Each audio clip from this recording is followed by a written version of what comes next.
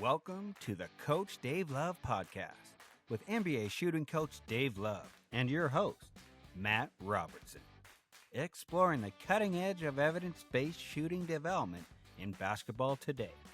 From shooting form to skill acquisition to shot metrics. This is the Coach Dave Love Podcast. Welcome to the Coach Dave Love Podcast. I am your host, Matt Robertson, and with me, as always, NBA shooting coach Dave Love. Dave, what's going on? Matt, what's going on with you? Why you've got button down on, and is this your demo reel, your audition tape for a bigger and better opportunity? I'm clipping this for later. Came straight from the office today, was ripping through a couple of clients, and we had a meeting that may have involved a couple of waters for the last meeting of the day. So straight from the office, right to the podcast, focused and ready to go. All right, perfect. How about you? How about me? It's beautiful. It's 85 degrees and sunny in Calgary, Alberta, Canada right now. Which is delightful. Because this would normally be a hot day in Calgary, Canada, except I just came from Las Vegas Summer League where it was 110, 44 degrees Celsius for the Canadians for the non-Americans. And it was toasty. Dave, NBA Summer League in the summer is generally one of my favorite weeks.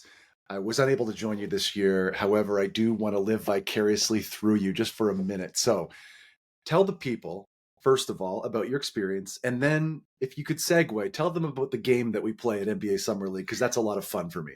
Well, my experience is always chaotic. The Summer League, you're trying to connect with your friends and the people you've worked with in the past, and then people that you want to meet, and the people that want to meet you, and trying to juggle all of those things. And you and I have a rule, like we'll usually sit together for quite a bit of it, and you have the understanding that I may just get up and walk away. I may look at my phone, get up and walk away in the middle of a sentence of yours, and it's because an NBA GM or a head coach has asked, do you have a couple of minutes? And so that's what it every year just keeps getting a little bit more busy and chaotic. So that's that. Our game is an ongoing game. Do you describe it? Okay, so there was a year Dave and I were sitting in Summer League. It might have been 2017, 2018, somewhere in there. And there was like a Thunder Dan Marley Suns jersey or a Thunder Dan Marley Heat jersey that rumbled by. And I was like, oh, what classic. You're like, is it a classic? Is that a classic? And kind of started a running joke where the more obscure historical NBA jersey that we saw, it's like, all right, even if we separated for 3 hours, what did you see? And, we've seen some, the Atlanta Hawk or the Boston Celtics, Pete Maravich jersey is a classic. Phoenix Suns, Shaquille O'Neal, just some like real obscure, really fun ones. Yeah. Like we don't want the Jordan 45 jersey. We don't want Dennis Rodman. We don't, those are too ubiquitous. Mm-hmm. We want to see Patrick Ewing, Orlando Magic, sexy Rexy Chapman. One of my favorite because I tried to make this guy my favorite player after Larry Bird retired. I remember a Tom Gugliotta jersey. Oh yeah, and Tom just didn't catch on as one of my favorites. So the two highlights for me, since you weren't able to join me this time, were a Byron Scott Lakers jersey, and I even now wonder, is it Byron Scott? Because it was Scott number 45, and I don't remember Byron Scott's number, but I didn't feel like it was 45. I just assume it's Byron Scott. I don't think Dennis Scott had a minute with the Lakers, so it must be. But yeah, so somebody can tell us if we got that wrong. And then a Bill Walton Timberwolves, or not Timberwolves, Trailblazer jersey that R.I.P. Bill Walton. R.I.P. That's a classic. That is awesome. My favorite, if you've been to my X/Twitter profile at Coach Matty Rob, find me there. My avatar is a Steve Novak double discount check, and I have a New York Knicks Steve Novak jersey, but I saw a Toronto Raptors Steve Novak jersey a couple of years ago, which is a great cut. So anyway, really love that. We like the deep cuts. We like the obscure ones that not the obvious. So let's transition here, Dave. We want to keep the preamble short. We want to have a real dense, meaty episode here today. So, and we shall deliver on that promise. Today we are talking about perception action coupling, which is a concept that was introduced to me during the Chris Oliver episode 14 through 18, somewhere in there. And we've touched on it a number of times, but I really want to do a deep dive today. Are you prepared for that? Well, yeah, as prepared as I can be at this stage in my career. And so, like, we've always talked about transparency, and I'll say this again. I am not an expert in this. If you want the expert in this, then go listen to Rob Gray's podcast, the Perception Action Podcast. It is fantastic, but you need to have a significant base level of knowledge and skill acquisition concepts. I feel like I'm at that level where I have a base level of understanding. And so now I'm up to the point where I understand about 60% of what Rob Gray is talking about. What I'm going to attempt to do is take this idea that I think is incredibly important in skill acquisition and simplify it so that hopefully it's a little bit more accessible for the average coach that might not have too much of a background in skill acquisition. And I don't want to encourage those people, don't feel bad about that. We all start there. And I'm certainly not at the end of this journey at all. I'm somewhere in the middle. But as long as we're starting that journey, we're winning. We just have to get better. We just have to continue to learn and be willing to admit that there's other ways or potentially better ways of doing things and start to figure out how to use some of these tools that we might not understand right now. If you are a frequent listener, you will know that every ounce of my learning on this subject has been through this podcast. Oftentimes I intentionally try not to go read and delve beyond what we learned here, because I do want to be the voice of the people and be like, what the heck is that? And not actually have an idea. You know what I mean? So today, if you feel any kind of way, know that I'm likely feeling the same. So we'll do my best to clarify. Dave, I know you are an expert in many things, including balance and hand connection to the ball and shot metrics and a number of other things. And so even though you don't feel an expert in this field, to me, you're my expert, so we're going to go through this together. Appreciate it. So, all right, let's get going. Start with a simple one. Give me the definition for somebody who's never heard this term perception action coupling before. Give me the definition. Give me the examples. Like, let's start at the very beginning, the very baseline. Yeah. So again, full transparency. I've got my notes here. That's okay. So this one, you're asking for the definition. We're going to give you the definition. The definition is the dynamic interaction between sensory perception and motor actions. Sure. And then we have, hopefully a lot of our listeners go, I'm sorry, what now? Yeah. And okay, what does that mean? In basketball, players are constantly perceiving things, constantly reacting to things, scores, defenders, teammates, coaches, and making actions based on those perceptions. And what we have to make sure that we do when we're working to acquire a skill is to attach those actions to a perception. If we don't attach the action to a perception and we just learn the action, then we're crossing our fingers that the player, who might be 13 years old, is going to figure out how to connect those two things themselves. but they likely aren't going to be able to. And so we have to be really, really careful of making sure that we're aware of this concept and using it as much as possible. And again, though, there's those words that keep coming up in just about every episode, as much as possible. Can you dumb it down even more for me? Because when I dumb it down is probably not the right way to put it. Can you simplify it even more for me? Because the way I look at this is, as somebody who felt the game reasonably well, but was never the highest IQ person, it's like a decision tree where if then. So if the defender does this, then I do this. And if the defender does this, then I do this. And if the help side does this, is the third layer that I generally don't get to because I'm not good enough to see the help defender past the first two guys, you know? Like, can you simplify this even more, even further for those of us who are uneducated in this? Yeah, you kept talking about defenders. And so that's one of the things that a shooter will have to perceive. And what's probably the most common perception that a shooter will go through on every shot, they will have to make the decision, am I open or am I not open?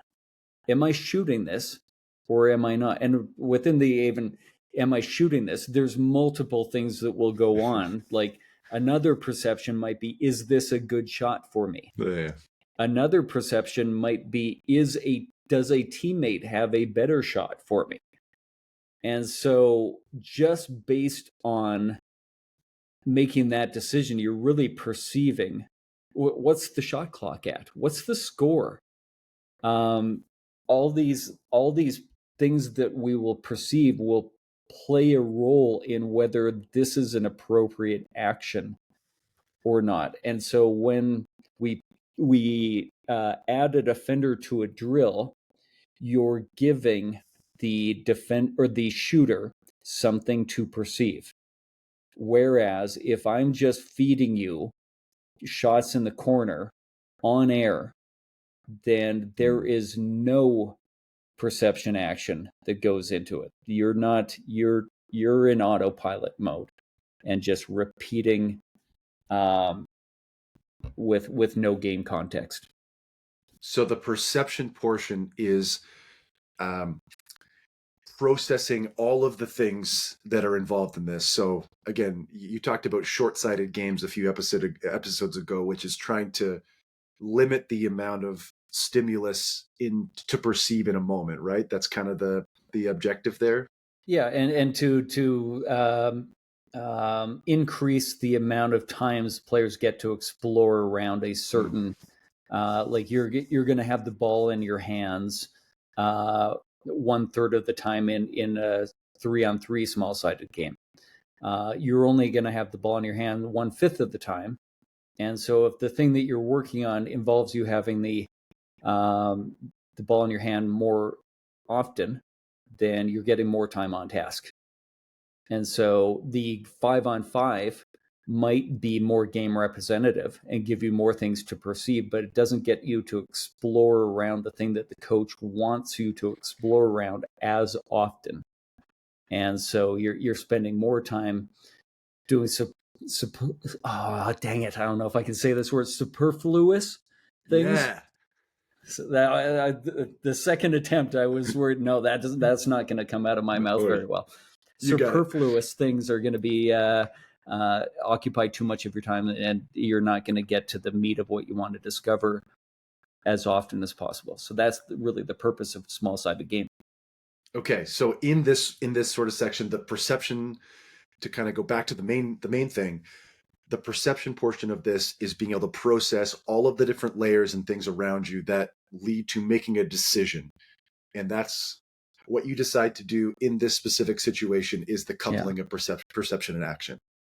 Yeah.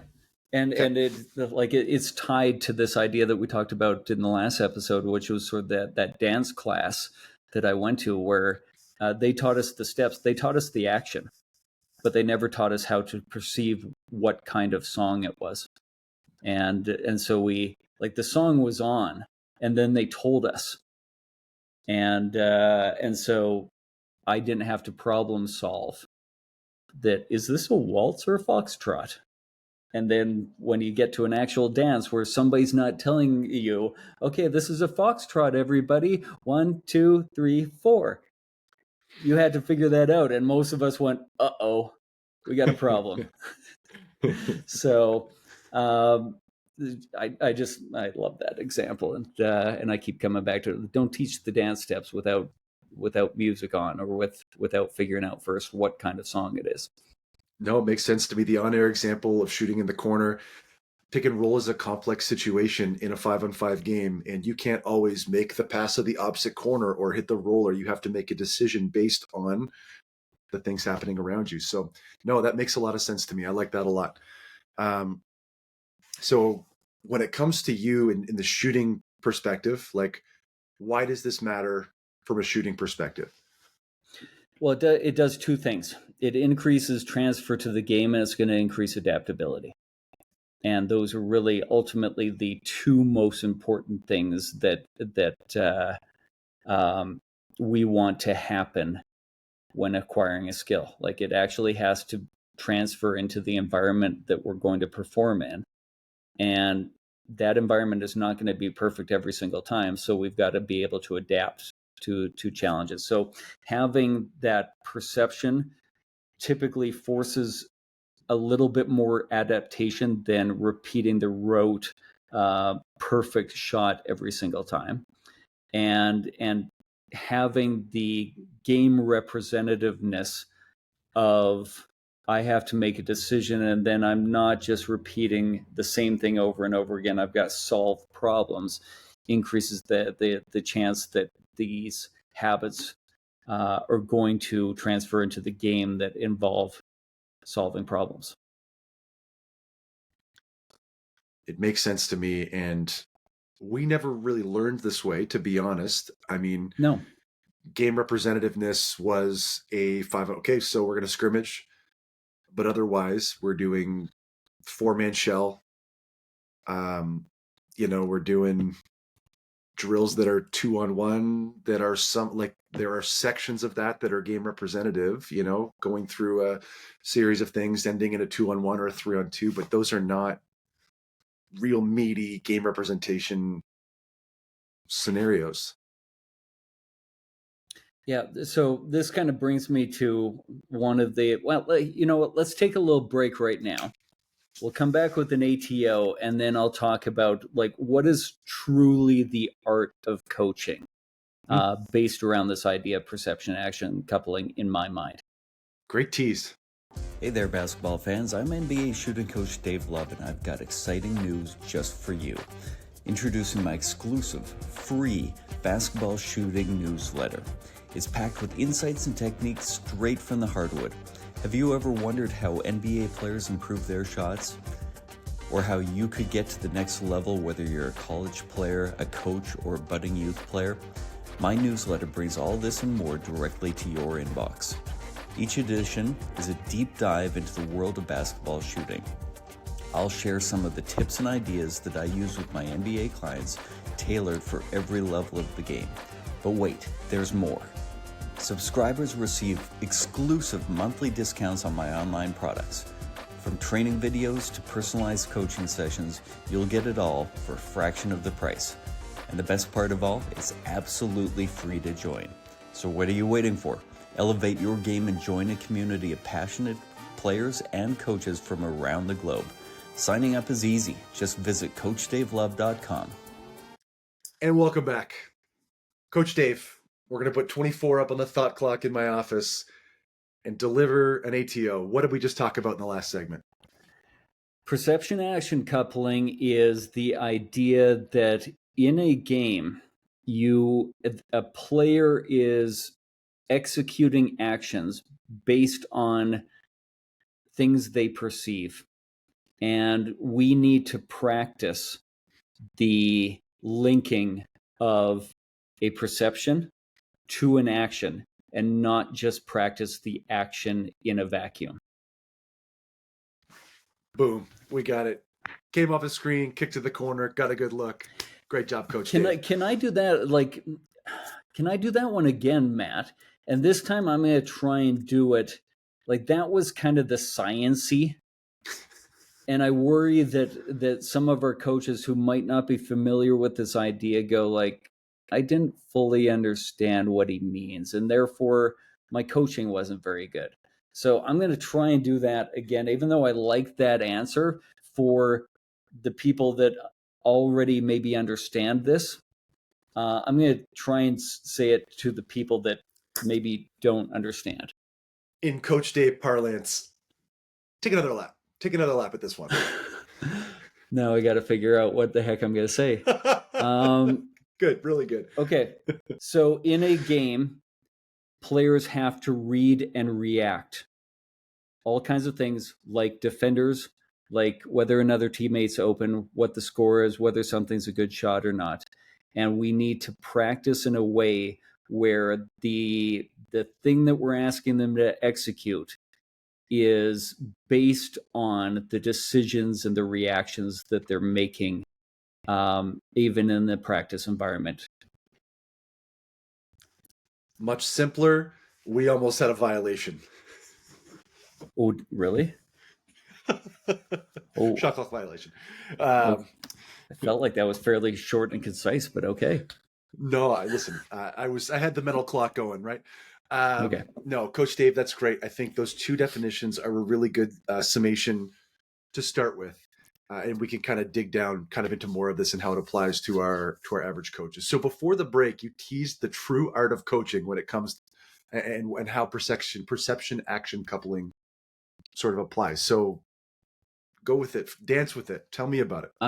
I'm going to read this one because this is something I wrote down.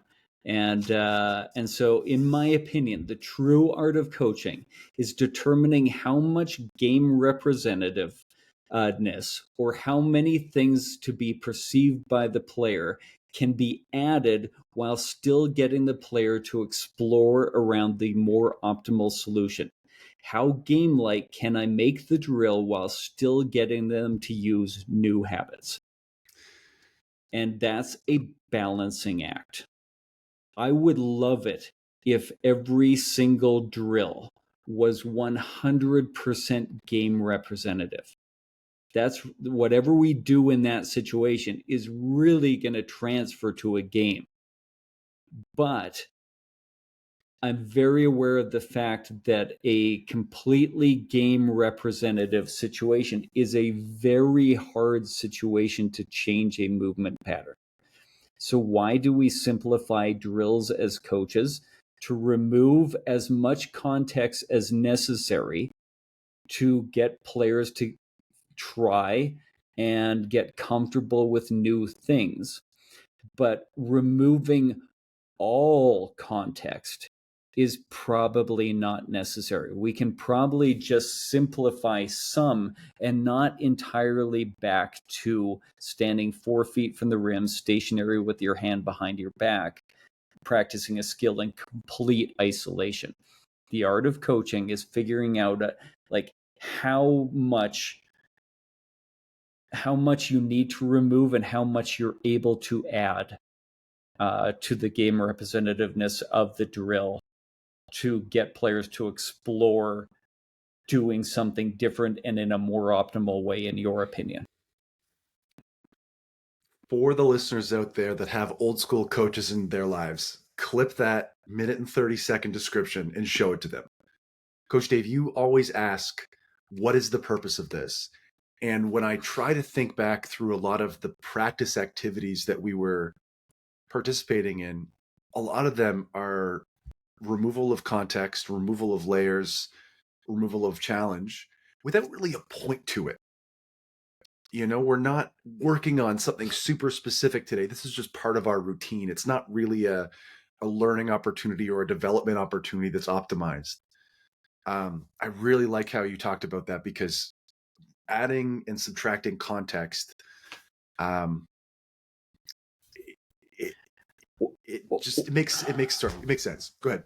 Well, I think the people that will do that traditional removing of context without a point, they have a point.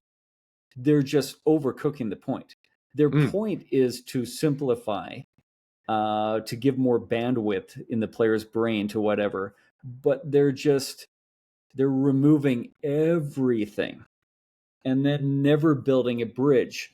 And okay, let me go with the bridge analogy. I haven't done this one before, so this may end up being messy, but that's kind of what I do.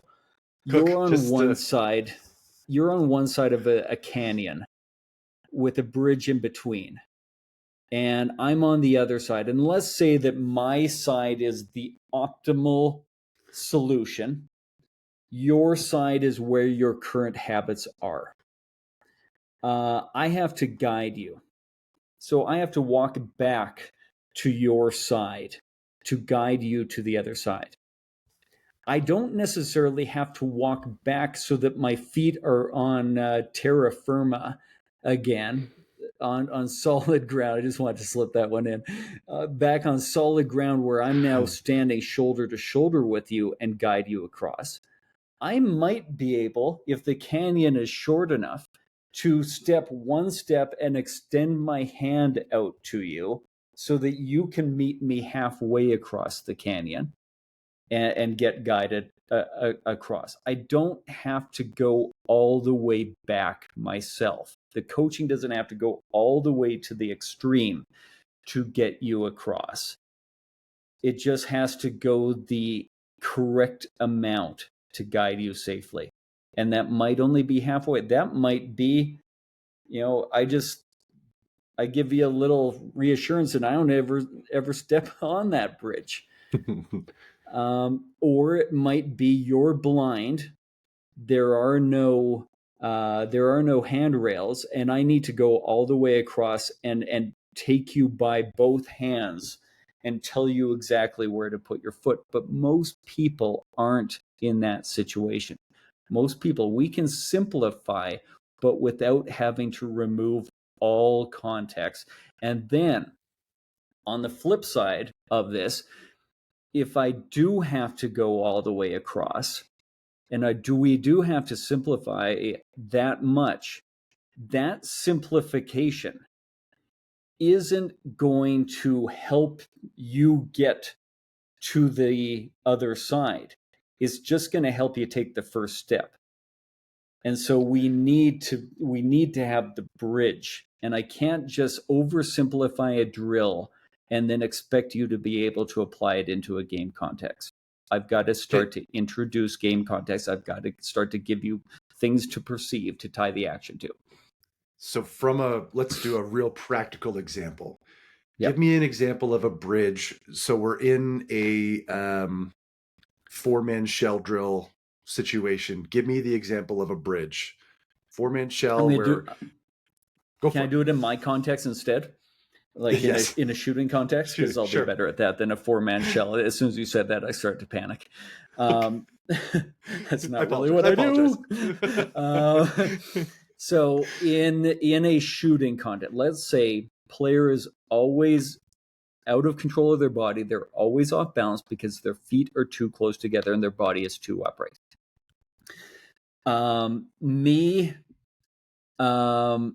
Meeting them on their side might look like, hey, here's the width of your feet that we need, and here's the kind of body posture you need to be in order to be stable in hard environments. I teach them the isolated habits that need to occur.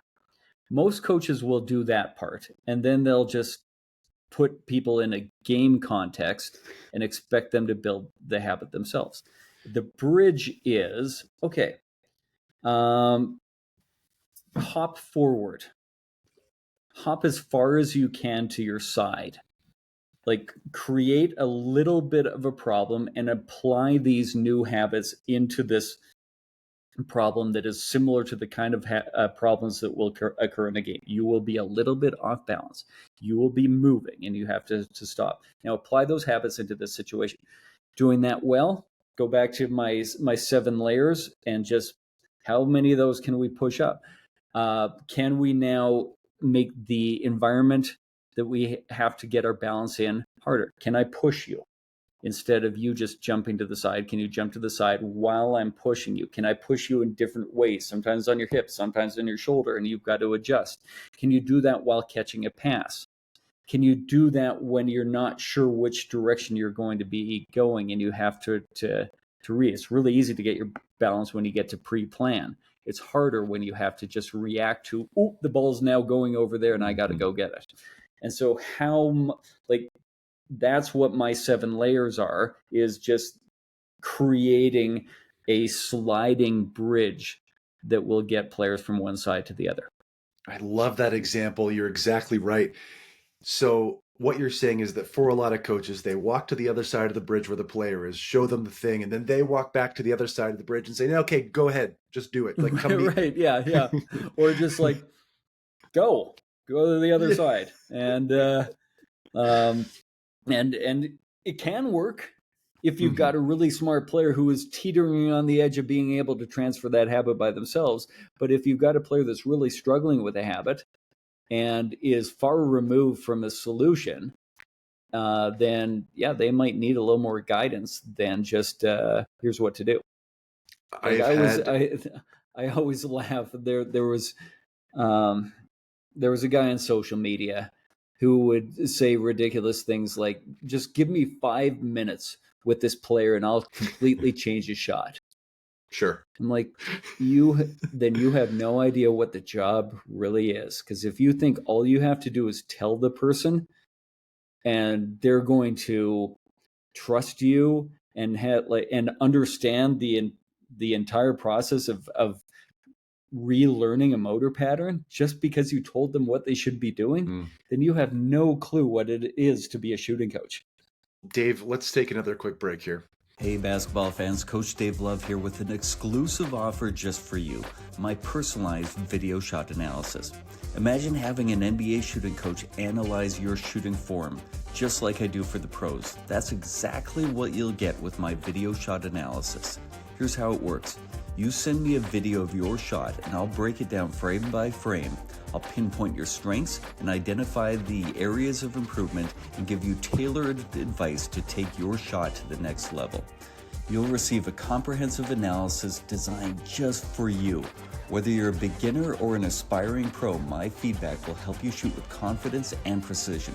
It isn't just feedback, it's a game changer. With my video shot analysis, you're not just practicing, you're evolving, and every single shot counts.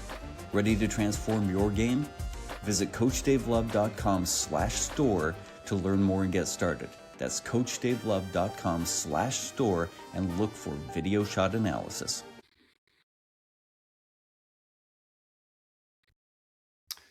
And welcome back. Coach Dave, 24 up on the thought clock. This is an after timeout. What did we just talk about in the last segment? The true art of coaching is understanding how much you can get a player to perceive while encouraging them to explore around a new movement pattern or a new idea. And it's a sliding scale. It's not always one answer. There is an art to the coaching, but the coaching is how much do I need to simplify? How much can I add? Love it. Got a great look here. Little mid-range game. You say the words explore around the more optimal solution. Can you talk a little bit about that? Because we've talked about exploring around the edges of the sandbox, and I understand the concept, but just can you dig into that explore around phrasing and be practical with it? Great question. The voice of the people is just crushing their job. So when you have a bad habit, you've limited your amount of adaptability. A player who has a flat shot has no ability to adapt their shot flatter. It is already too flat. And so they can't put a little less arc on this one. It's already at the minimum. So they're only able to adapt in one direction, up. A player with great arc doesn't shoot with perfect arc every single shot. That's not what great shooters do. Great shooters have their default setting in the middle so that they can shoot slightly flatter when needed, slightly higher when needed. And all of those are still workable solutions. And so the optimal movement pattern isn't doing the perfect thing. It's doing something that allows the shooter to be as variable or as adaptable as possible. And then asking them to explore around that is teaching the adaptability. So I'm not creating an environment where it's like, be a robot, do the exact same thing every single time. That's making them less adaptable. I'm trying to get them to explore as much as they can around the middle of that sandbox. And a truly skilled player is able to use the entire sandbox and explore around the edges, whereas a weak shooter typically only explores around one corner. Like Steph Curry is such, again, I know obviously he's the greatest shooter of all time and we talk about him a ton, but when you think about his shot selection, he's got the entire bag. I'm sure if you dug into the deep analytics, there's one specific thing that makes him a little less great than whatever. But for the most part, when I watch him, he's able to get his shot off in a number of different ways, in a number of different positions, from a number of different moves. He has the whole sandbox. He is the ultimate adaptable shooter. Well, and if I can give another example, so let's imagine a player leans significantly on their right side. Like they have way more of their weight on their right leg. They end up pushing with that leg far more than the left, which pushes them sort of back to their left. They're generating a ton of negative energy to the left. They don't have the ability to adapt to their right. Their default setting is creating a ton of energy left. And so if you ask that person, can you, like defenders on your left hip, can you just kind of edge a little bit to the right? They can't do it.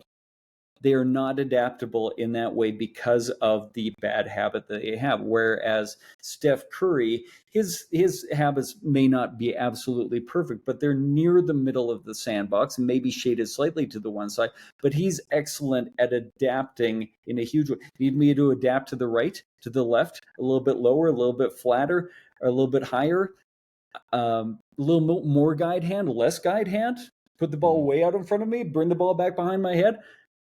I can do all those. And so he's adaptable in all these different ways, which makes him the alien that he is. And it's a misunderstanding of what true skill is that is kind of leading us to overtraining, removing the perception action coupling, removing the adaptability, and actually overtraining in too simple of an environment for players and accidentally making them a little bit worse. So this is actually a great segue to what I wanted to talk about. So let's talk about the traditional methods. Like, how do they fall short as opposed to using this perception action coupling as our guide in training? There's a few different things that happen, and we can kind of go through them one by one, and this might get a little repetitive, but because they're all kind of tied together. Isolating a skill. So just practicing catching a ball and shooting it. Like just practicing it in that context. Like think of spots. I pass to you, you catch the ball, you shoot. You don't have to make a decision based on a defender. There is no defender. Every pass is probably a good pass, and at worst you get like a pass that's up over your head or one that kind of bounces to you. But all you have to worry about is catching it and then shooting it.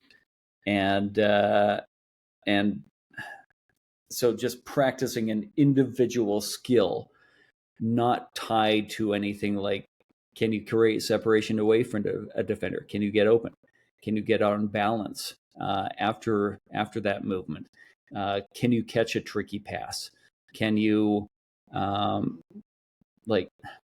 you're just practicing the skill as though you're standing at the state fair trying to win a big, dumb elephant.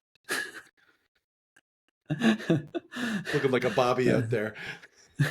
Yeah. So the first mistake will be sort of training a skill in isolation of all other skills that happen in a game.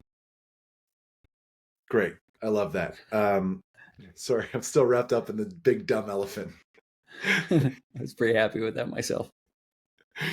Okay, so everything's on air. We're generally overemphasizing repetition. Like these are kind of the classic pitfalls of training. The best way to give something to perceive is to add a defender. And this doesn't necessarily mean a coach has to add a live defender. You can, like, Chris Oliver a couple of years ago gave me some great advice where I was pre-game, we were doing a little bit of spots. And I just said to the assistant coach that was sort of contesting, putting a hand up on the shooter, I said to that assistant coach, 1 out of every 5 shots, I want you to just contest a little bit more, like actually like try to block it. And then Chris was great about saying, like, then give the shooter the solution, like, or the option of, okay, if you can get the shot off, great. If you feel that, then you now get the option to head fake, one dribble, escape dribble, and your shot comes from just 2 feet to the left as the defender flies by. It doesn't have to be live defense. It can be the appropriate amount of defense for how far removed they are from the optimal movement pattern that you're trying to establish. And so you've given them a light decision and you've given them the solution, and now they just need to execute with the perception and couple the perception and the action together. I can't say perception action coupling for some reason. I struggle to get those words out all at once. Is that your version of superfluous? You almost got it, buddy. Can I just say now, we've been talking a lot about open shots. And where I think this can be really beneficial, and where I make sure that I have a perception action coupling, is if I start to work with somebody on like a controlled fade or a fadeaway. It drives me absolutely insane when I see people on social media and they're working on a fadeaway and there's no defender. This is like the perfect example of the detriments of removing a perception action coupling. We think we're working on a fadeaway, but since it's not based on any decision or perception of where the defender is, all the player is doing is shooting an off-balanced open shot. And so all they're doing is learning to make the very few easy ones that we do get harder than they need to be. And they're learning to apply being off balance into a unguarded situation. Those are the ones we have to make. Those are the ones we have to keep simple. And you're accidentally practicing making them harder. If you're going to practice a controlled fade, it should be, in my opinion, based on the defender, how close they are, and how much you need to fade in order to create the separation so that shot doesn't get blocked, but keeping it as balanced as you possibly can. The art that we should be teaching is fighting the defender, and you need to have a defender to practice that fight. So that's the one that absolutely drives me insane, that I think is a pretty understandable example of what we're talking about. You said something a couple episodes ago that really stuck with me, and that the habits need to be as optimal as possible given the situation. And if you are open, the most optimal habit is a nice, easy, straight up and down, classic jump shot. If you're a good shooter, shoot the easy one. Don't make it more harder. Whoa. Don't make it more difficult than it has to be.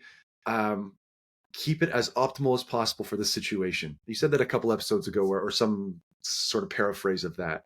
And yeah, if you have a defender draped all over you and the shot clock's winding down and you have to fade away, that's as optimal as it's going to get in that situation. And that's fine. But keeping it as optimal as possible for the situation. I really like that image, and that gives me a good way to proceed with these trainings. Yeah, and then I think the other, like we've talked a lot about adding a defender, which is a wonderful way. Probably am I comfortable saying this? I think it's probably the best way to add a perception to your practice. But the other one, well, what do you got? Would you say it is the most game representative way to add context as opposed to the best? Not necessarily, because the one that I'm about to remind us of is equally game representativeness. And that's like, what is your teammate doing? So rather than like me just mindlessly feeding a player passes and they don't have to pay attention to me at all they have to do is catch the ball, I'll just move myself.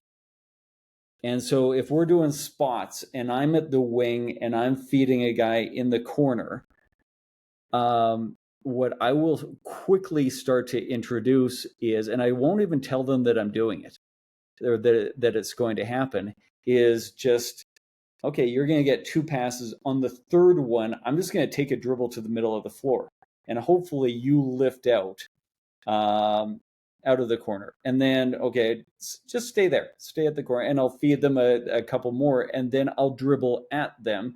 And there's no wrong answer at this point.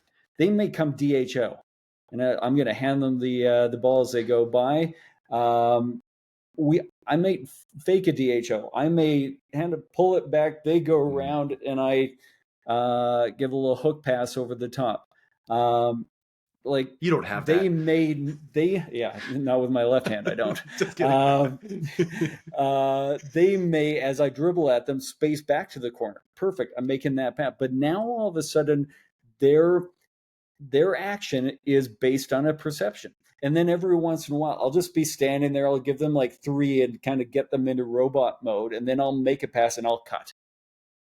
And then I'll start screaming for it at like I was wide open, like, and kind of making that a funny, teachable moment where like all we're doing is turning your brain on and making you think about the things that you're going to have to think about in a game. If you need to have your brain turned off and 100% of your energy focus on a new habit, then okay.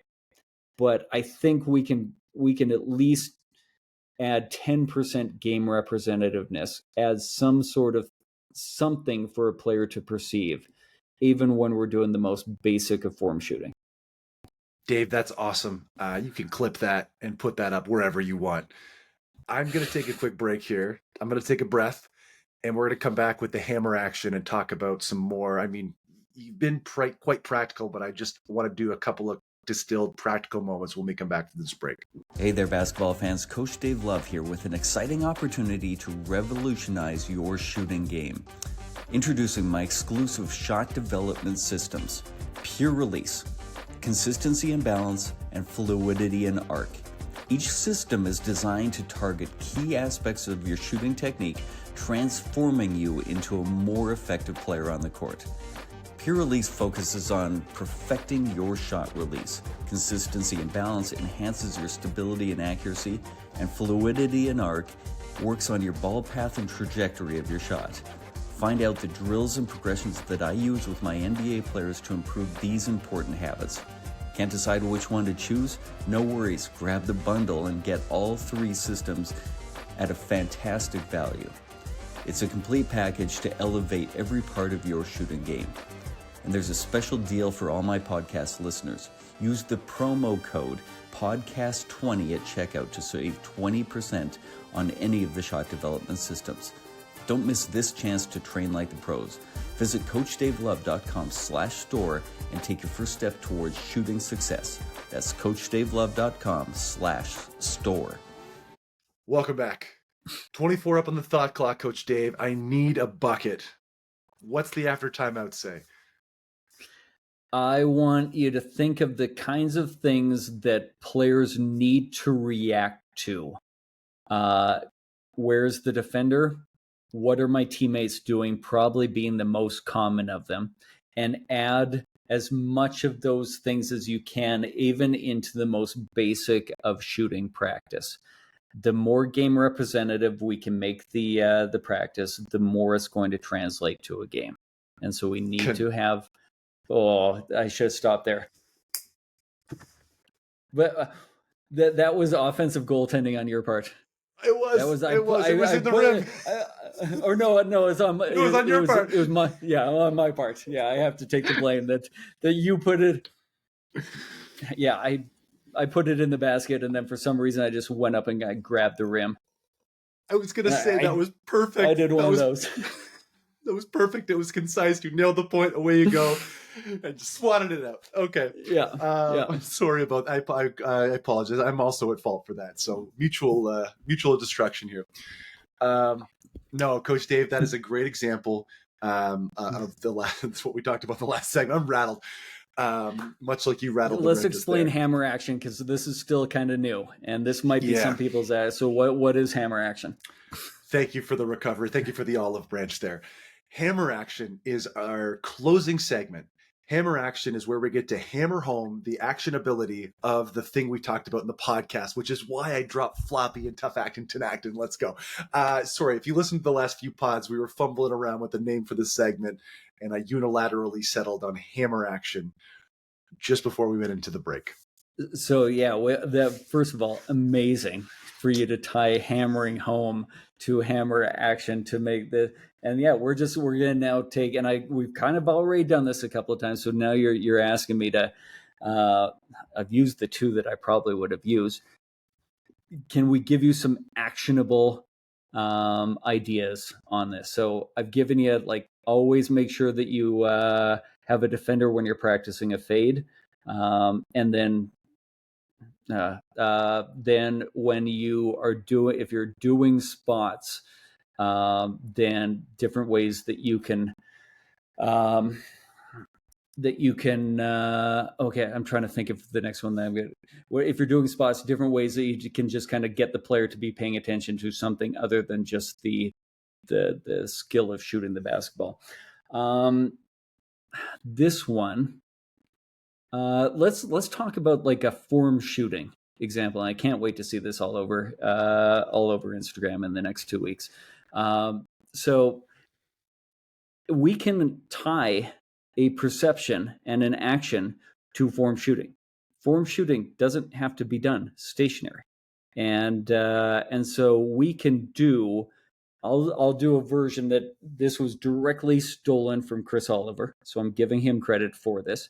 Defender stands in front of the shooter, and in a neutral defensive stance. And then all the defender does is they change their feet as though they were trying to shade the offensive player to one side of the floor or the other. As quickly as possible, the offensive player, the shooter, then has to read their feet, see which side the defender is trying to force them to, find out where the advantage is, and as quickly as possible move in that direction before executing a form shot. It doesn't have to be a form shot. I do this version as a replacement of traditional stationary form shooting, where I'll do an ABC or a slow to quick after the reaction to try and attach this action to the perception. And so you can read hands, you can read feet, you can read positioning of the defender, you can read the cutter, no cutter, but it can be tied to form shooting. And in my opinion, it should be. Very cool. Dave, may I take the conch just for a moment as the voice of the people? Thank you. Yes, thank you. Granted. Thank you. He ushered me in for those not watching on the visual medium. For me as just a guy, and I'm nobody. I'm an assistant coach for a Division II school in Canada. Like, I am nobody. This is where the biggest value is to be added with the simplest things. Just add a decision. Like, I think about my developing of players and next season, what I'd like to do. And this, for me, of the thing, we've talked about so many things over the last 28 episodes or whatever it is. This is the one where I see it's the simplest to add the most value to the players in your life. So from a return on investment or an effort to reward situation, this is the one where, as an average or below average coach, to be honest, like, this is where I see the value. And thank you for the platform. Let me step down off the soapbox just for a moment. Well, I can't even take credit for that, because like people like Chris Oliver have made an entire career on that sentence. Like, just attach a decision to it. That's Chris's whole platform with basketball decision training. Everything that you do, make them perceive, make a decision, and have an action according to that decision. And so, yeah, it's that's why Chris has been so valuable to me. And I had drinks with him in Vegas, and I'm going to continue to mention his name over and over and over again, because I think he's that important. Amazing. Coach Dave, anything else you want to cover? Yeah, I want to actually, sorry, I keep doing this where I'm like, oh, I know I just paused for a second and a half, but one more thing. Am I allowed to say this? I was going to hint at something that Chris Oliver's doing that he's not really allowed to talk, or he's not really comfortable talking about.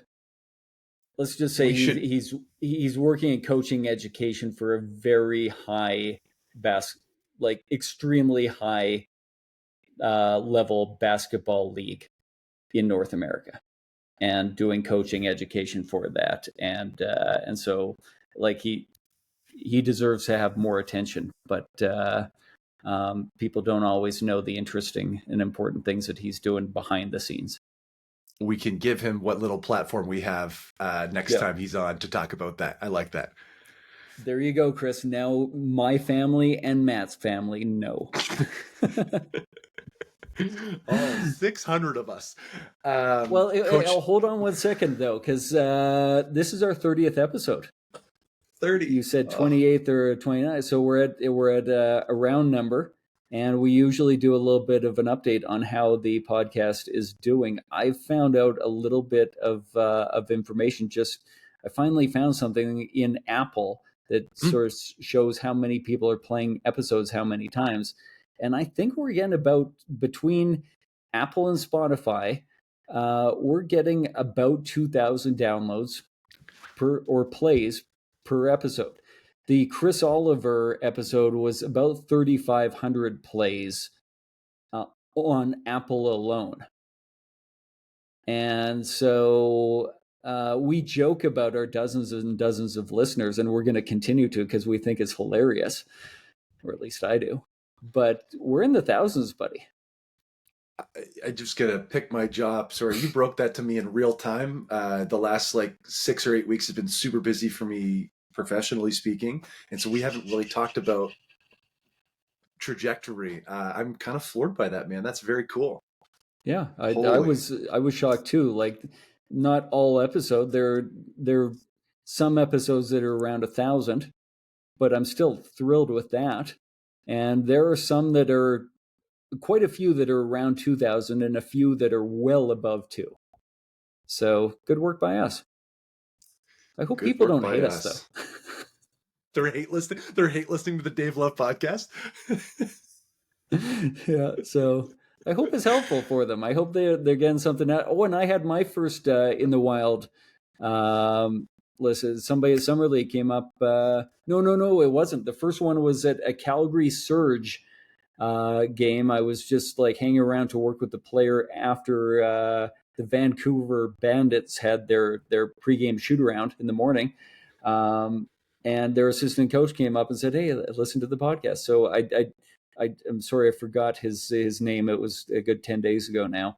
But to the people that have come up and let us know that you're listening, we really appreciate it. It kind of keeps the wind in the sails. It's a really cool thing. We always say we do this even if no one was listening, but it's a very cool thing where people, especially people that I love and respect and have never said anything to them, have been like, yeah, cool, love the pod, which is a cool thing. So love it or hate it, let us know how you feel. Coach Dave, where can the people find you to let you know how much they hate or love, and hopefully love and not hate the pod? Well, Matt says, love it or hate it, let us know. Dave says, if you love it, let us know. If you hate it, keep it to yourself, because I have a very fragile ego sometimes. But yeah, find me on social media at Coach Dave Love on Twitter, X, or Instagram, and then sign up for my newsletter on CoachDaveLove.com. Where do people find you, Matthew? I am at Coach Matty Rob on Twitter. I am not very active, but I'm trying to be more active. So hit me up on there. Find me on LinkedIn. That's probably where I most spend my time. But yeah, as always, really appreciate you coming out and hanging out with us to the end of the episode. Please rate, review, subscribe, tell a friend. It all really helps. And apparently all of you have been doing all of those things. So we appreciate it. And Dave, as always, such a delight, and can't wait to see you next week. Bye, Matt. See ya. Thank you for joining us on today's episode of the Coach Dave Love Podcast. To stay up to date with our future episodes, please remember to hit the subscribe button on your favorite podcast platform. Don't forget to sign up for Coach Love's free shooting newsletter on CoachDaveLove.com, and be sure to follow him on social media. You can find him at Coach Dave Love.